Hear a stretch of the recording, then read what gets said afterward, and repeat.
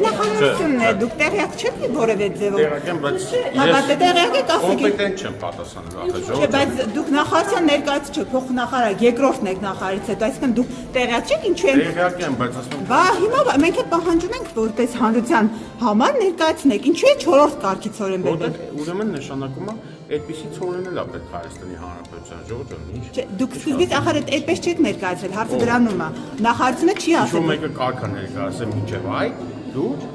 որտեղ է գրած։ Իհարկե չի ներկայացված։ Ասել են ցորեն է գալի։ Բայց չեն ասել, որ անասնագիր է։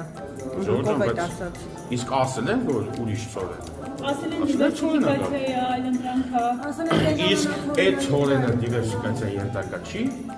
Ցորենը ցորեն չի։ Կենթանին որ ուտում է, հետո մեզ ինչ-որ բան չի տալի։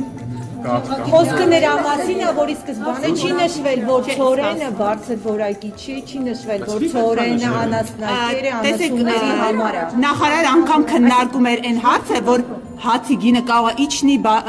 ավելանա նվազի, այսինքն եթե դուք քննարկում եք այդ հարցը, պիտի ասեք, որ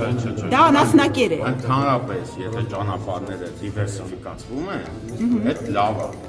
Մենք չենք ասում, մենք հարցորոշում։ Այսօր անաստակեր եկե,